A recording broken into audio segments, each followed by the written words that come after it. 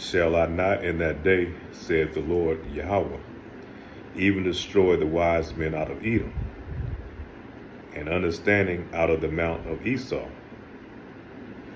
All praise to Yahweh, Bahashem, Yahweh Shai, Brakat Yahweh, Brakat Yahweh Shai, Brakat Yahweh, Brakat Yahweh Shai, Brakat Yahweh, Brakat Yahweh Shai, Thawada, Babal, called Kadash. I'd like to give double honors to the elders and apostles of Great Millstone that teaches truth, the 100% truth, according to the Bible. That was Obadiah chapter 1, verse 8. And we know the book of Obadiah gives a full breakdown, even though it's just one chapter or one page. It gives a whole breakdown of Esau Edom. It gives a detailed description of who Esau Edom is. Because you know there's a debate that they try to push out there that Esau Edom is not the so-called white man. And the title of this lesson today is going to be called Wisdom No More in Edom. So let me show you this video real quick, and we're going to hit some precepts. Those are gases that are just beyond parity, aren't they? It's fair use, only for educational purposes only. Fair use. Let's hear what he had to say during this NATO press conference, where he introduced Vladimir Zelensky as President Putin. Russia will not prevail in this war. Ukraine will prevail in this war, and we'll stand with them every single step of the way. That's what the compact says, loudly and clearly. And now I want to hand it over to the president of Ukraine, who has as much courage as he has determination. Ladies and gentlemen, President Putin. President Putin. He's going to beat President Putin. President Zelensky. I'm so focused on beating Putin, we got to worry about it. Anyway. I mean, I'm sorry. Does he have the name written down? Okay. And I was just, what? And it didn't stop there, because he then introduced his vice president and had an interesting name for her as well. Look, I wouldn't have picked Vice President Trump to be vice president, but I think she was not qualified to be president. So let's start there. Number one. The fact is that the consideration is that I think I'm the most qualified person to run for president. I beat him once, and I will beat him again. Let's talk about Jurassic Joe. One thing about our Lord, man, Yahweh Ba'ashem, Yahweh Shai, man, he has a sense of humor. And, and you go to Obadiah, it shows, tells you about how proud Esau Edom is, he's that proud, majestic bird, nobody can touch him, his wisdom is infinite, he compares himself almost as being like the most high power, man. He thinks he's a god. And so the Lord is slowly humbling and bringing this dude down,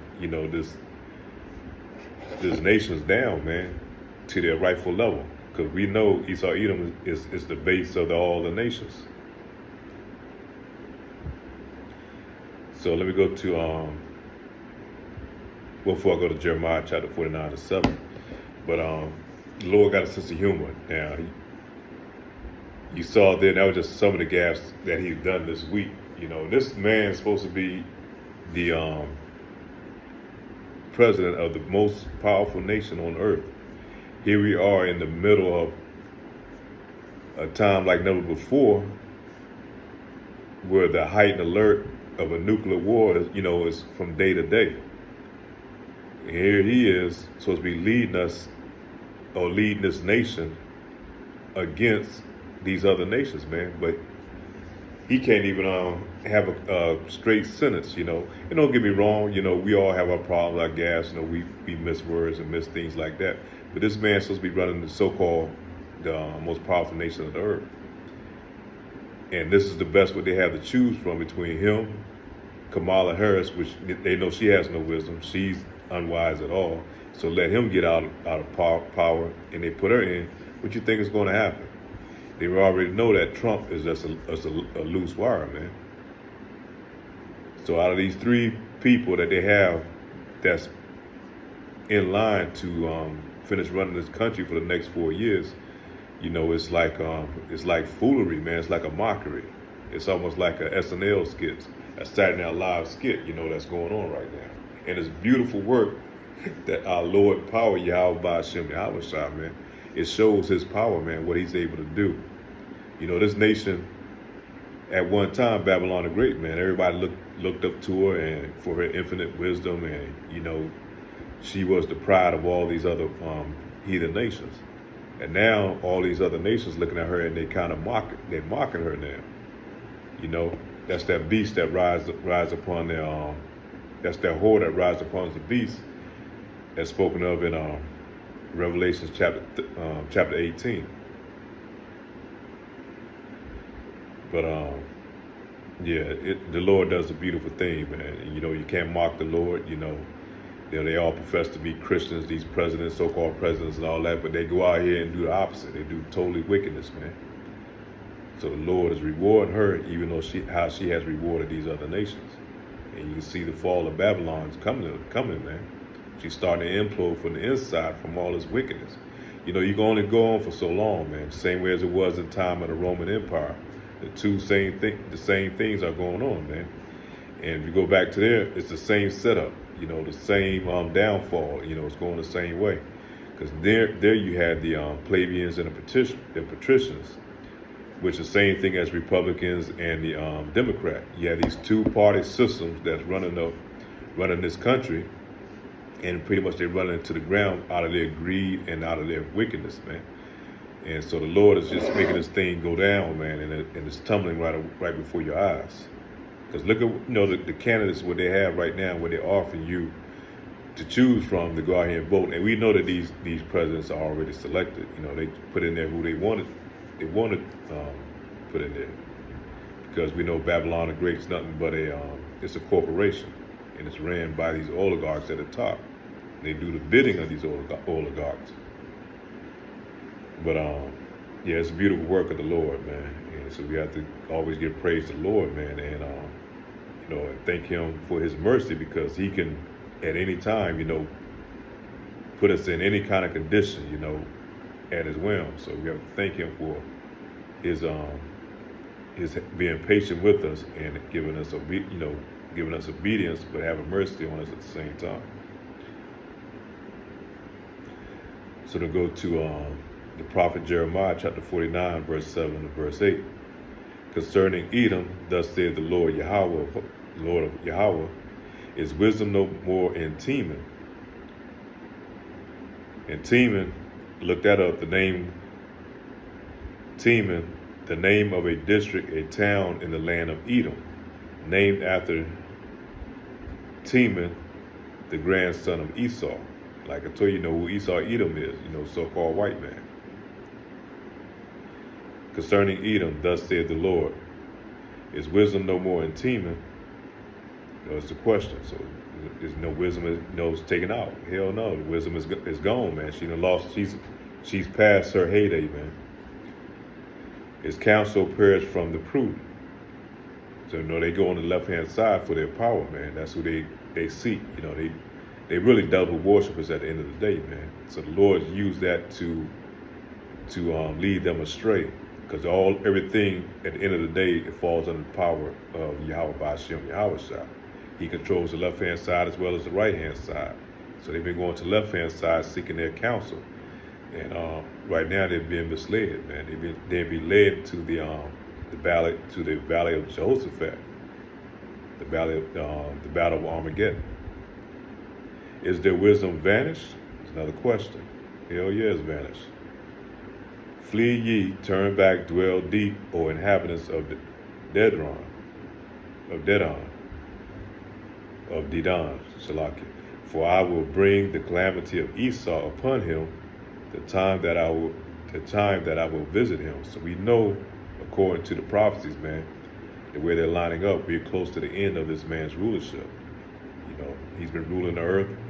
He's put the earth in a chokehold. He had the knee on the whole planet, And right now, this devil, he's losing his grip. The Lord is slowly peeling back his fingers from off the neck of the other nations.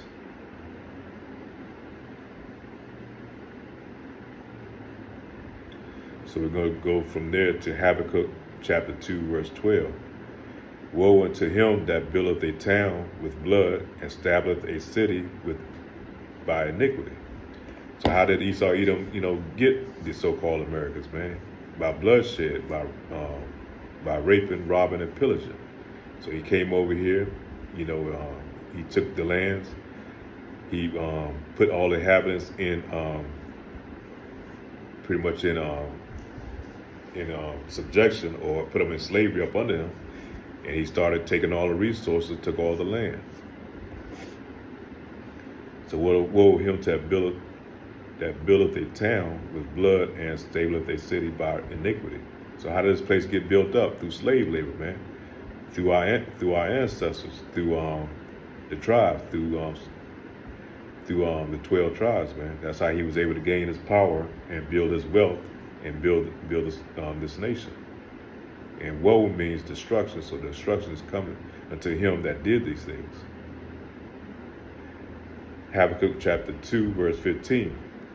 Woe unto him that giveth his neighbor drink, that putteth thy bottle to him, and maketh him drunken also, that thou mayst look upon thy nakedness.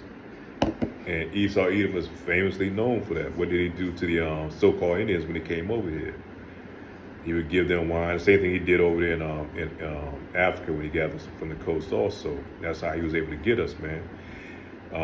He would make the rum, the wine, and he would give it to the Indians and put them in all type of disarray. Then he would come in, he would come and butcher them. Same thing he did over in Africa. That's how he was able to get the southern kingdom from over there, tribe of Judah. And it's also that verse breaks down twofold, because it goes into how he pumped drugs in the neighborhoods, how he demonized us in front of the nations. He put us on drugs, and then he put the nation on drugs, and through the alcohol, the same thing.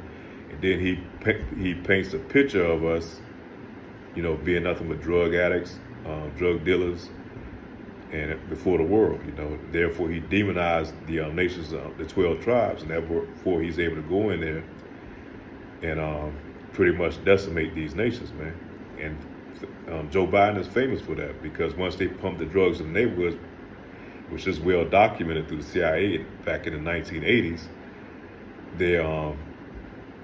they tore up the neighborhoods, and then Joe Biden, and along with Bill Clinton and these other politicians, man, they came up with a decree where they were going to give lock these jakes up for being on crack cocaine, which crack cocaine, if you had a gram of that versus a gram of powder cocaine, which the Edomites were doing, which could afford, but crack cocaine was made accessible to these to our tribes, man. So by having a gram of crack cocaine, you were being locked up for like quite a few numbers of years, man. But just for a gram of powder cocaine, which the Esau Edom was doing, you would get a slap on the wrist, rehabilitation. So Joe Biden was one of the ones that drafted up that legislation that sent a lot of our Jake men to prison.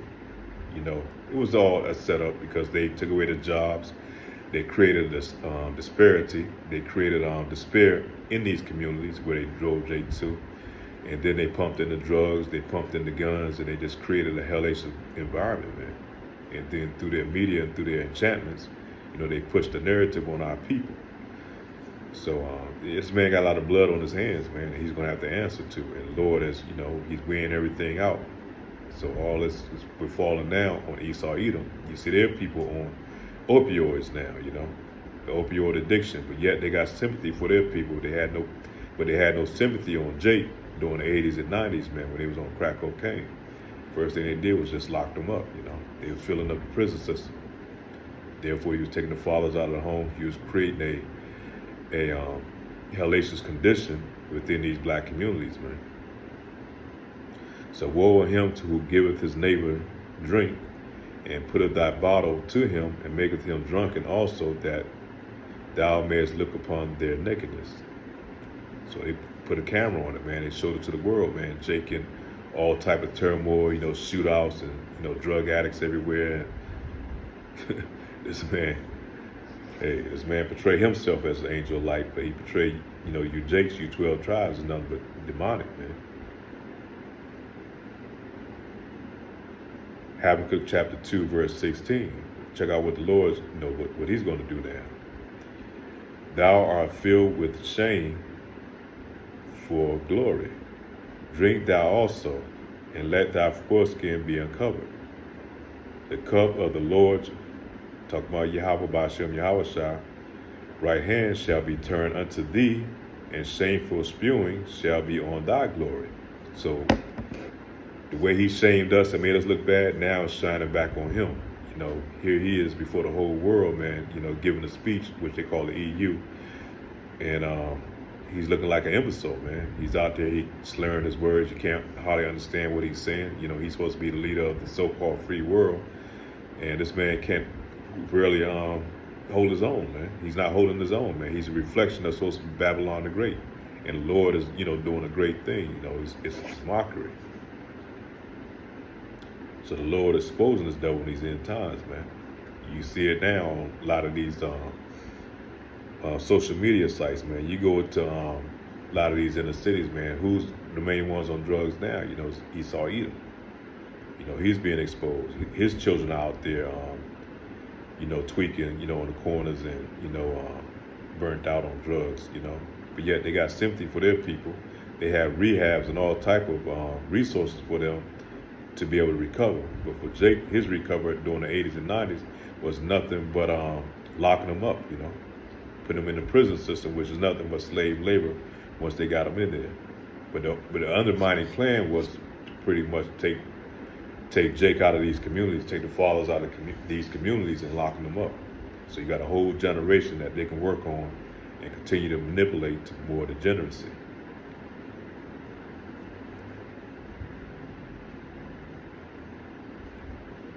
So we're going to go to on the prophet Isaiah chapter 49, verse 26. I will feed them that oppress thee with their own flesh, and they shall be drunken with their own blood. As with sweet wine, and all flesh shall know that I, the Lord Yahweh B'Shem Yahushua, am thy Savior and thy Redeemer, and mighty one of Jacob, and the mighty one of Jacob. So the Lord is giving them the same poison that these Edomites been giving us over the years, man. So he's pretty much setting them up to fall, for the system to fall, man. If this is the leadership looking like, imagine what the rest of the nation is looking like.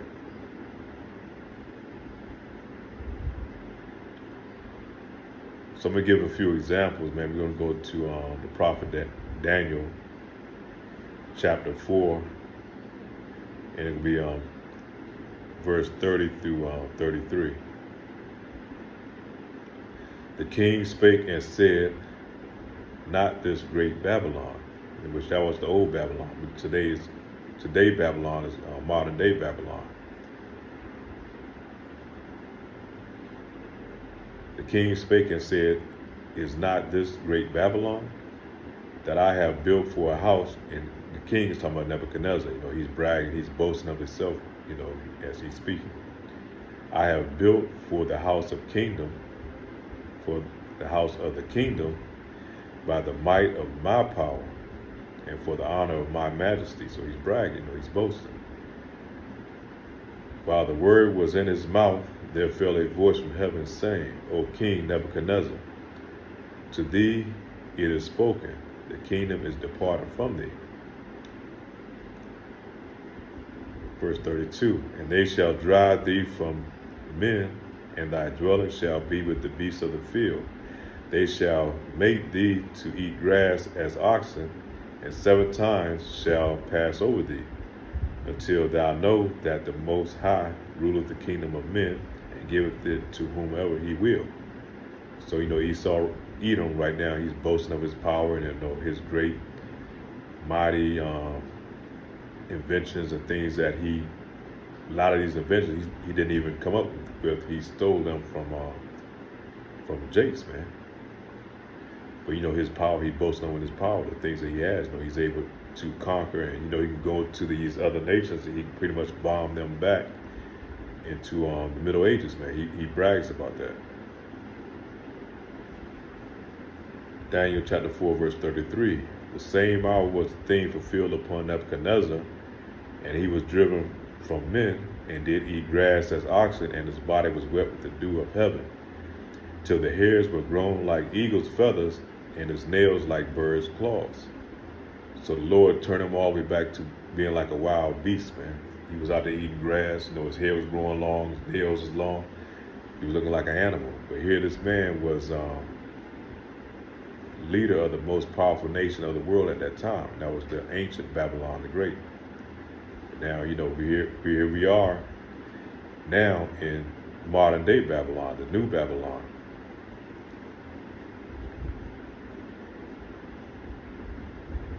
So we're going to go to finish off in the book of Daniel. Still in the book of Daniel, chapter 5, book of Daniel, chapter 5. So I'm going to go through a couple of other these verses in here. In that same hour came forth fingers of a man's hand, and wrote over against the candlestick upon the plaster of the wall of the king's place, and the king saw the part of the hand that wrote it. Therefore, you get this saying today talking about the writings on the wall, and this was King Nebuchadnezzar's son. He's in rulership during this time, and they having a feast. They got all the fine jewelry and taken from our kingdom. And he's having a feast, a celebration. And while he's having a celebration, there comes a hand out of nowhere and starts writing on the wall. And this shook. I can't think of his name, the son of Nebuchadnezzar, who was in rulership at the time. But so we'll go to Daniel chapter 5, verse 25. And this is the writing that was written. Mene, Tekel, Upharsin. Verse 26. And this is the interpretation of the thing, meaning God hath numbered thy kingdom and finished it. So telling that this kingdom was coming to an end. That was ancient Babylon. Verse 27, Tekel, thou art weighed in the balances and art found wanting. So like this thing now is weighed in the balance. Esau Edom, his heyday is over, man. It's coming to an end. All his evil works that he's done over the world, the blood that he's shed to get this kingdom is coming to an end, man. The hell that oppression that he's putting on the Lord's children, the apple of the Lord's eye, man, is overweighing the balance. It's starting to balance out for the Lord to come in and do his work. This is the interpretation of the thing, meaning God hath numbered thy kingdom and finished it. Verse 27, Tekel, thou art weighed in the balance and art found wanting. Verse 28, Perez, thy kingdom is divided, which we know Babylon the Great right now, modern day Babylon is divided, man. Same as it was in the time of Rome. You got the plebeians and the patricians, which is the Democrat and Republic. It's really a two-party system. And it's pretty much divided right down the middle, each side, and given it to the Medes and the Persians. So that's what happened during that time of ancient Babylon. So now the Lord is setting it up that he's going to come into power, man. And Babylon the Great, modern day Babylon, is going to be destroyed. The writings on the wall, man. We can see it every day. They talk about the economic crisis that's going on. You see inflation is at an all-time high. Continue to print money and not, backing it with gold or, some type of precious metal. Eventually, it's going to come toppling down. You can't continue to just print money out of thin air, and this is what they do. So His wickedness starting to come to hand, man. And you know, you see how the leaders are. You know, the wisdom is no more in Teman. You know, these wisdoms that these so-called candidates that they have up here that's going to be the next president, because we're in an election year right now. Things starting to heat up, man. It's a beautiful time, man. We just had the eclipse this year. We had a lot of things unfolding this year, man. And Lord will, you know, coined by Apostle Tahar that this would be a year of Jacob's trouble. A lot of things are starting to come to pass, man. These prophecies are starting to be fulfilled. We see the MOTV coming into play, man. Everything is lining up towards a digital system. We see World War III, the Battle of Armageddon. All these things are starting to unfold. We are every day, you know, and it's a new event that's leading to a nuclear war. Some of those missiles are being fired off, you know. So Lord will, man, this lesson was edifying. You know, wisdom is no more in Edom. And all praise to Yahweh, Ba'ashem, Yahweh Shah, Babal, Babal, Babal, Babal, Babal, Babal, Yasser Allah. Shalom.